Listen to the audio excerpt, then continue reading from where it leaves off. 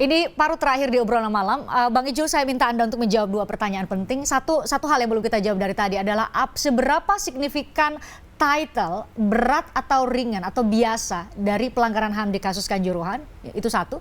Yang kedua adalah kalau presiden harus turun tangan, bentuk turun tangan presiden saat ini itu apa?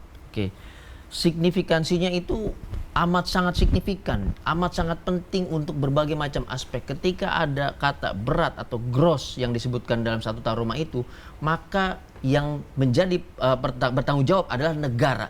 Seketika struktur dan sistem negara bersalah atas hal itu, maka pemimpin negara, kepala negara harus membenahinya. Siapa? Presiden Jokowi. Di luar itu, ketika ini sistem dan struktur yang melakukan, karena dilakukan berdasarkan komando, ada izin dan segala macam, maka mekanisme pemulihan hak atas korban itu harus berjalan. Tidak seperti yang sekarang ini. Pola-pola pembiaran, kemudian penghindaran, lalu yang terakhir peradilan fiktif, ini sudah sering kami baca. Korban gagal ginjal juga demikian juga sama, ya kan? Yang mengeluarin izin siapa, dia lalai, yang diperiksa, yang tersangka siapa, sama aja. Negara kemudian memberikan pemulihan enggak. Pola ini kita baca. Jadi menurut Anda itu signifikan, ada sangat signifikan, dan sekarang sudah diperiksa oleh Komnas HAM. Efeknya bukan cuma pembenahan sistem oleh negara, tetapi terhadap pemulihan hak korban. Itu yang paling penting. Pertanyaan yang kedua? Yang kedua adalah apa yang harus dilakukan Pak Jokowi? Dia pemimpin satu lembaga yang bisa menentukan liga ini berjalan atau enggak kalau PSSI berbenah atau tidak. Siapa dia? Kepolisian. Pemimpin tertingginya siapa? Presiden Jokowi. Makanya laporan-laporan kinerja kepolisian itu kepada Pak Presiden Joko Widodo.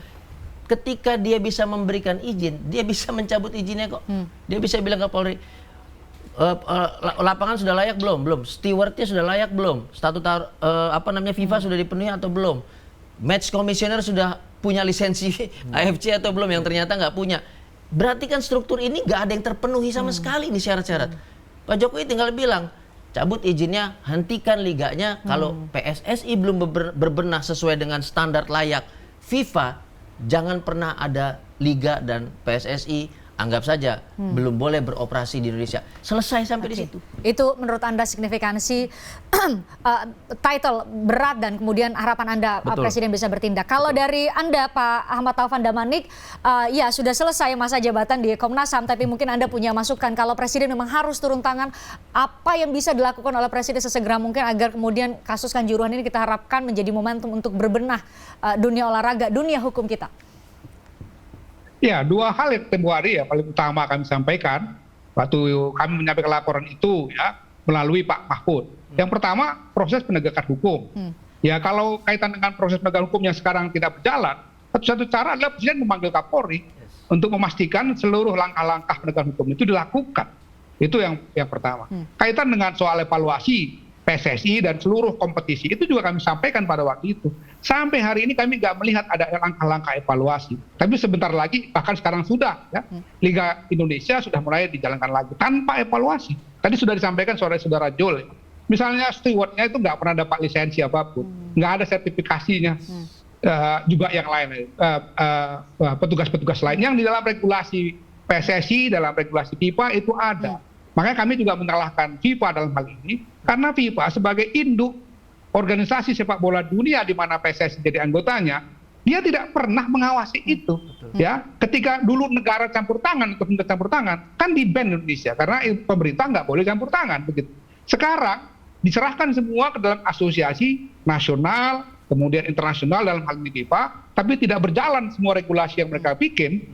Pertanggungjawaban mereka apa? Ini kami persoalkan tempo hari. Nah, saya setuju bahwa dalam rangka evaluasi itu, Presiden memang harus melakukan langkah-langkah evaluasi. Tapi sampai hari ini kami nggak melihat ada langkah-langkah itu satu pun yang kecil. Tiba-tiba sudah berjalan lagi Liga 1 ya kita nggak tahu. Besok akan ada lagi PHH di situ. Karena di dalam agreement antara PSSI dengan Kapolri itu ada pasal mengenai pelibatan Brimob dan PHH. Jadi kalau PHH di dalam pasal perjanjian itu ada, ya tentu mereka akan bawa peralatan-peralatan yang seperti kita lihat di Kanjuruhan itu. Ya kan nggak mungkin kita bilang PHH tapi dia pakai sendal jepit, kan nggak mungkin. PHH ya pasti dengan instrumennya semua. Jadi itu by design ada dalam agreement yang dilakukan oleh PSSI itu.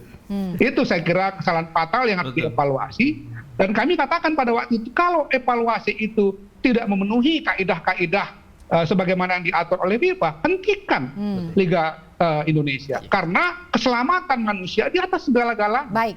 Dan yang tidak kalah pentingnya adalah ya ini korban-korban yang meninggal dunia, yang cedera maupun keluarganya harus mendapatkan ya tanggung jawab negara dalam hal ini. Dalam soal ini saya setuju tanggung jawab negara untuk memenuhi hak-hak mereka sebagai korban maupun keluarga korban. Bagaimanapun tetap ada pelanggaran HAM di situ ya, meskipun kemudian oleh Menko Polhukam disampaikan itu pelanggaran HAM biasa. Tapi tadi setidaknya kami dapat perspektif apa sih beda pelanggaran HAM berat dan dengan juga pelanggaran HAM biasa. Setidaknya perbincangan kita membuka banyak hal, mencerahkan banyak hal. Mas Akmal, Mas Anjar terima kasih, Bang Ijul juga terima kasih, Pak Ahmad Taufan Damanik juga terima kasih. Semoga menyoal lagi pelanggaran HAM Kanjuruhan ini bisa kemudian membuka lagi kotak Pandora, perspektif banyak pihak untuk mengambil peran untuk menyelesaikan kasus ini seadil-adilnya buat semuanya. Terima kasih buat Anda yang sudah nonton kami. Saya Christian Grich. Kita jumpa lagi besok ya.